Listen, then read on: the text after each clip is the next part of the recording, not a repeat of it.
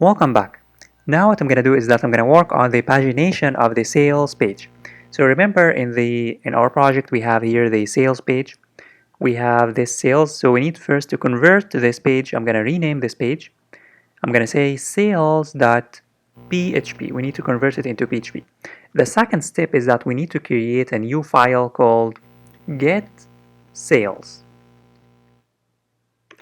And in this get sales, we just need to copy the complete code from the get users because it's going to be similar.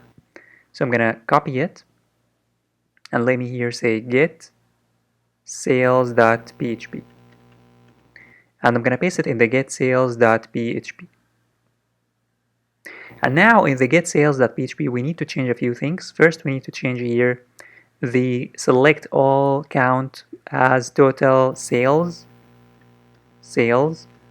from sales, and here I'm going to say total sales, and here total sales per page.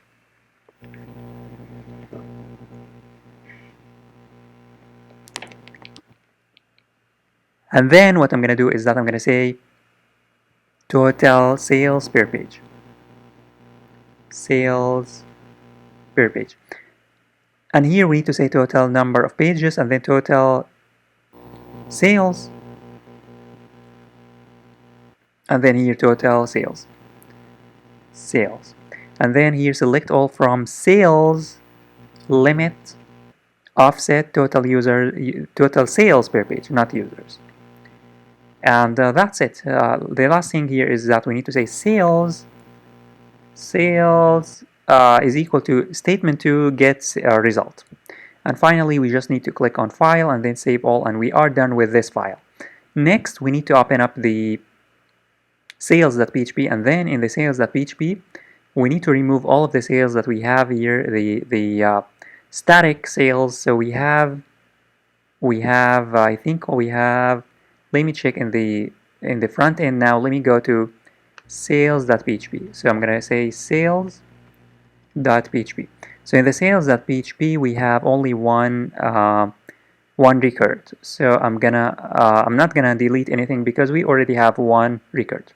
So above this we need to import the get sales. I'm gonna say php, and then I'm gonna say include, and what we want to include is we want to include the get sales.php, and below it we need to create the loop php for each what? For each sales as, let's say, sale. For each sales as sale, and then curly bracket, and then let me close this, and then at the end we should say here php, and then we need to close the curly bracket, and in between we need to display the sales information. So if you open up the database, we have a sales table. So in the sales table we have these. We have the user ID, the product ID, employee name, product name. We need to display these fields or these values. So for the image, I'm not going to display the image because there is no need to display the image here anymore, because this is the sales page. It's not the employees page. So therefore I'm going to remove this. We no longer need this image. There is no point of displaying the image here. Instead, I'm gonna display the name, only the name. And if you want to check the employee, you already know the name, and you can go to the users or the dashboard to check the image of, or the photo of that employee. Here, instead of saying John, I'm gonna say PHP, and then I'm gonna say echo. And what I'm gonna echo is that I'm gonna echo sale, and then the name of the employee. So in the database, the record that stores the employee's name is employee_name. So here I'm going to say sale, and then employee name. employee name.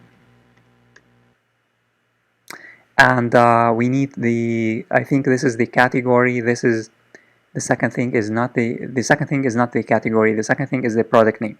So the product name is stored in a field called product name, product underscore name. So I'm going to copy this code, and then I'm going to paste it instead of shoes, and then I'm going to say product name, product name.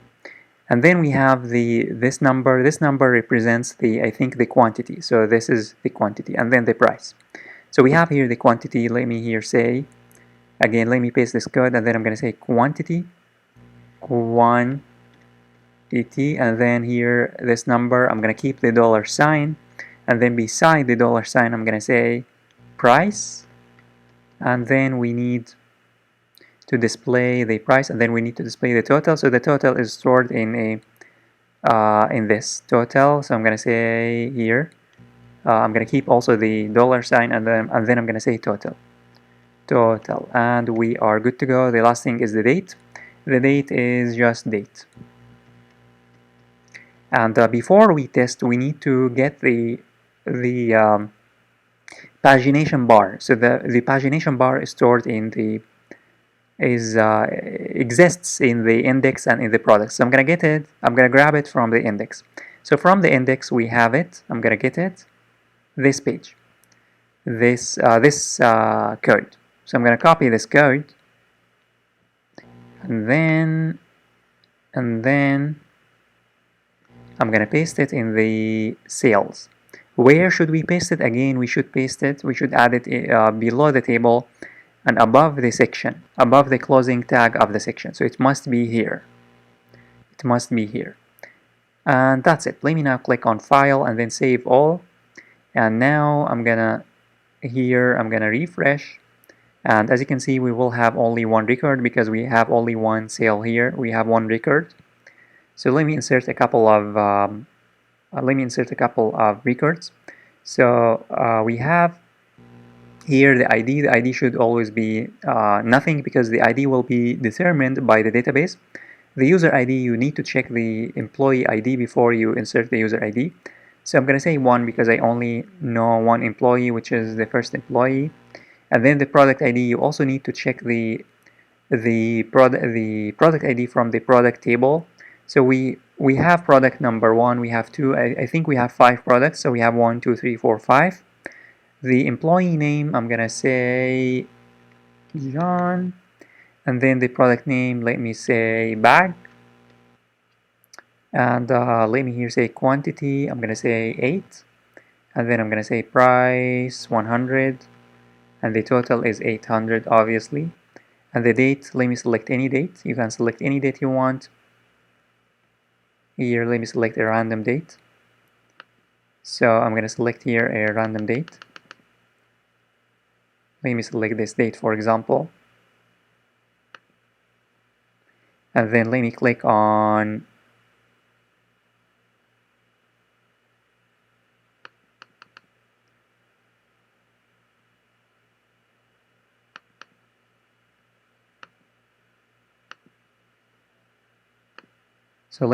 go, and this is going to insert a new record, and I'm going to do this later because it's going to take time. But if I refresh, we should have now two records, and this is correct.